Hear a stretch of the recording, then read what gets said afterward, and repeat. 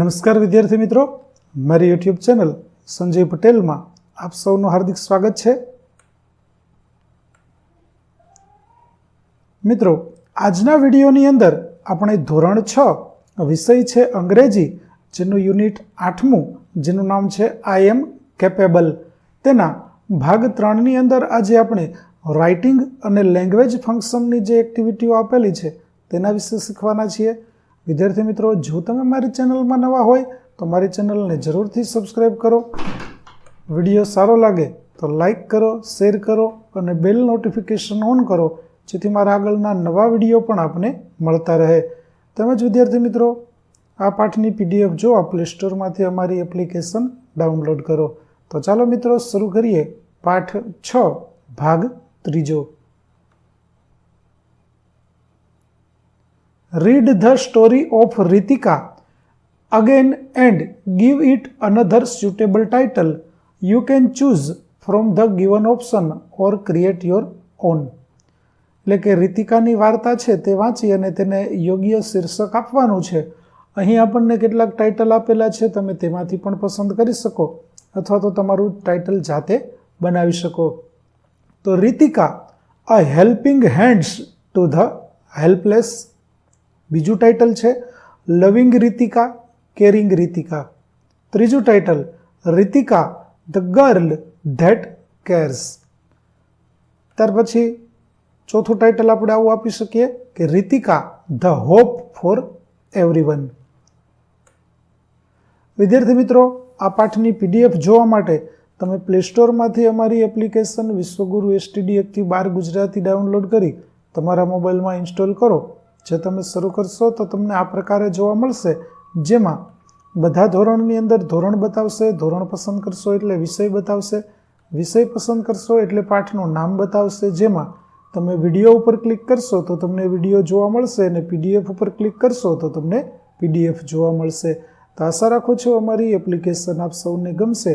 જરૂરથી ડાઉનલોડ કરજો, જે એકદમ ફ્રી છે. કોઈ પણ પ્રકારના ચાર્જ વગર તમે વિડીયો અને PDF બંને જોઈ શકશો. તો ચાલો હવે આગળ વધીએ. Read the passage, look up at the stars about Stephen Hawkings. Give title to the passage. તો give suitable title to every paragraph of the passage. એટલે કે આપેલા ફકરાઓ છે તેને તમારે યોગ્ય શીર્ષક આપવાના છે. તેના માટેની વિગતો છે તે આપણે વાંચીએ અને તેના આધારે આપણે તેનું ટાઇટલ છે તે પસંદ કરીશું. ચાલો જોઈએ. તો musical instruments can be recognised into 4 main types: string instrument, wind instrument, percussion instruments and electronic instruments. સંગીતના સાધનોને મુખ્ય 4 પ્રકારોમાં વર્ગીકૃત કરી શકાય છે: તારવાદ્ય, પવનવાદ્ય, પરક્યુશન વાદ્ય અને ઇલેક્ટ્રોનિક વાદ્ય. Electronic instruments can produce sound of all other categories. Electronic વાદ્યો અન્ય તમામ શ્રેણીઓનો અવાજ ઉત્પન્ન કરી શકે છે. Let us understand the other types in detail. ચાલો આપણે અન્ય પ્રકારોને વિગતવાર સમજીએ. તો આને આપણે શું ટાઇટલ આપશું? તો તેને ટાઇટલ આપી શકીએ ટાઇપ્સ ઓફ મ્યુઝિકલ ઇન્સ્ટ્રુમેન્ટ્સ. ચાલો ત્યાર પછી હવે બીજું છે તેના વિશે જોઈએ. તો string instruments in Indian music produce sound through vibrating strings which can be plucked, bowed or struck. તો તેનો અર્થ એવો થાય છે કે સ્ટ્રિંગ ઇન્સ્ટ્રુમેન્ટ્સ છે તે અવાજ કેવી રીતે ઉત્પન્ન કરે છે? તો ભારતીય સંગીતમાં તારવાદ્યો કંપતા તાર દ્વારા અવાજ ઉત્પન્ન કરે છે, જેને ખેંચી શકાય છે, નમાવી શકાય છે અને ફટકારી શકાય છે. The examples are the sitar, the veena, the sarod એક્ટ. સિતાર, વીણા અને સરોદ વગેરે તેના ઉદાહરણો છે. These instruments are integral to both north and south Indian classical music. આ વાદ્યો ઉત્તર અને દક્ષિણ ભારતીય શાસ્ત્રીય સંગીત બંનેનો અભિન્ન ભાગ છે.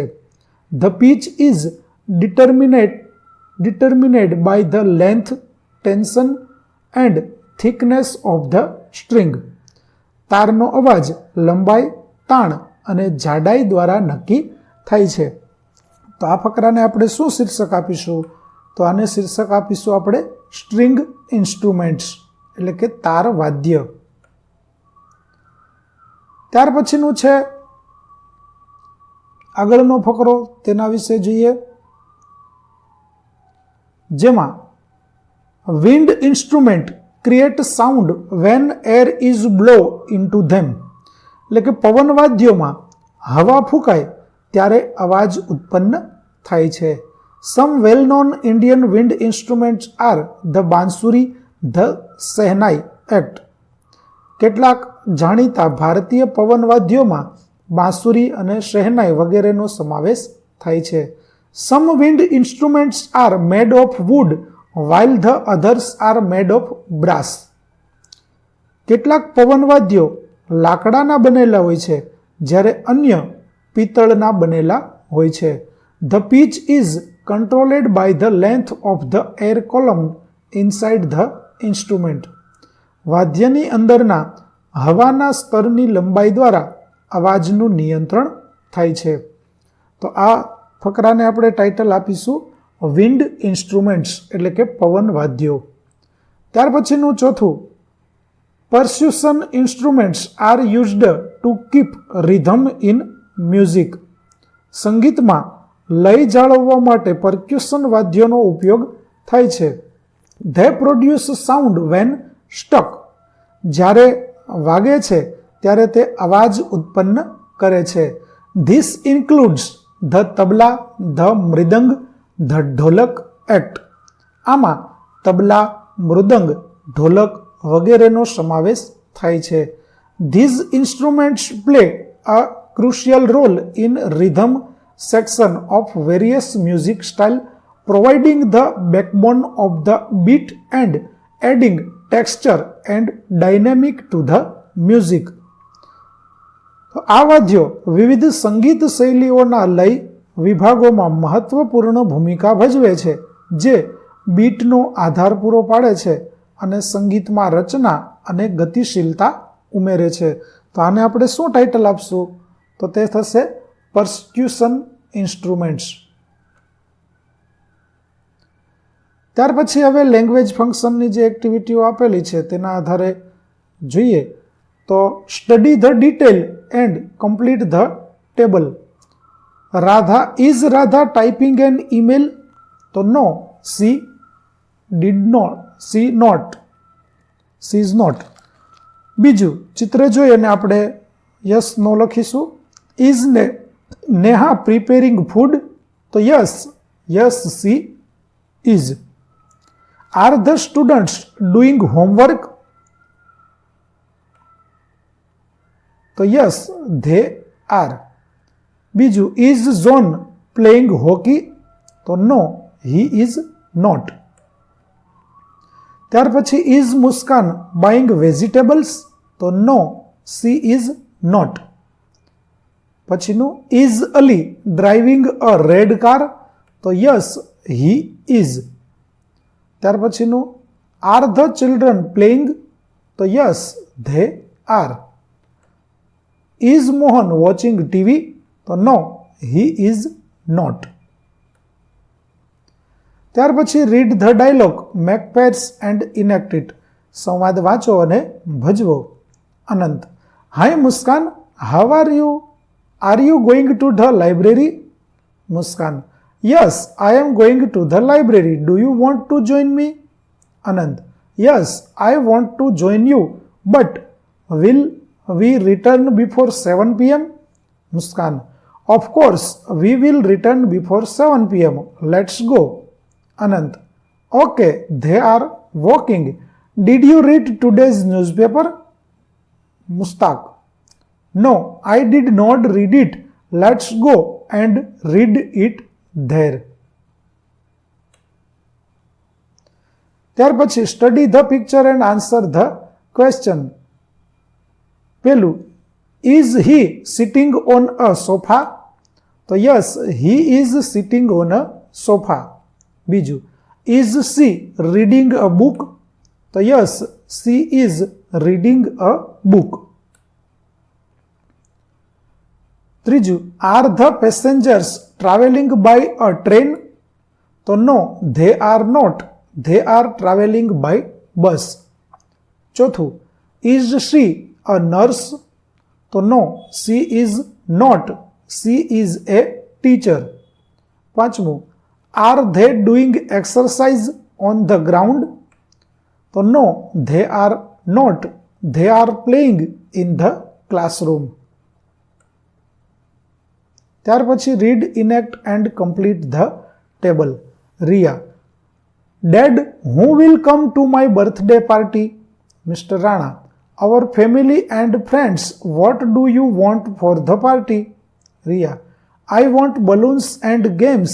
Where should we set up them? Mr. Rana, will set up in the living room. Riya, when will the party start? Mr. Rana, it will start at 4 p.m.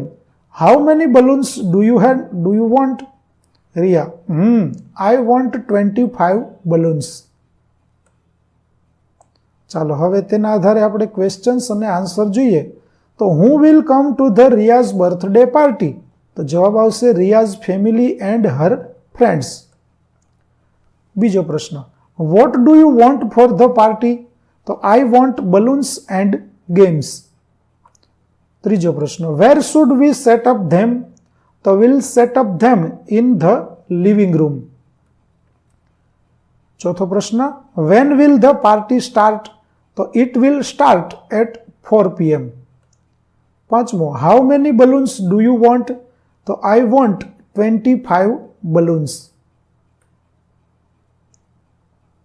ત્યાર પછી fill in the blanks using the most appropriate options. પહેલામાં આવશે who is cutting vegetables for curry? બીજું, how many fingers do you have? ત્રીજું, where is your school bag? ચોથું, when do you go to school? પાંચમું, what are you going to read tomorrow? ત્યાર પછી study the picture and answer the questions. ચિત્ર જોઈ અને પ્રશ્નોના જવાબો આપો. જેમાં પહેલું, what is the occupation of mister Imran? તો mister Imran is a pilot. બીજું, વેર ઇઝ જુલી ગોઈંગ? તો Julie is going to school. ત્રીજું, when does Sheetal take dinner? તો Sheetal takes dinner at 8 p.m. How many cars are there? તો there are 4 cars. તો વિદ્યાર્થી મિત્રો, અહીં આપણું પાઠ 8નો ભાગ 3 છે તે પૂરો થાય છે. આગળના ભાગનો વિડીયો મેળવવા મારી ચેનલને જરૂરથી સબસ્ક્રાઈબ કરો. તેમજ પીડીએફ જોવા માટે પ્લે સ્ટોરમાંથી અમારી એપ્લિકેશન વિશ્વગુરુ એસટીડી 1 થી 12 ગુજરાતી ડાઉનલોડ કરો. જેમાં આપણે ધોરણ 6 તમામ વિષયના સ્વાધ્યાય સોલ્યુશન, સ્વાધ્યાય પોથી સોલ્યુશનના વિડીયો અને પીડીએફો મળતા રહેશે, જે એકદમ ફ્રી છે. કોઈપણ પ્રકારના ચાર્જ વગર તમે વિડીયો અને પીડીએફો મળી રહેશે. તો આશા રાખો અમારી એપ્લિકેશન આપ સૌને ગમશે. જરૂર ડાઉનલોડ કરો. ફરી મળીશું આપણે નવા વિડીયો સાથે. ત્યાં સુધી આવજો.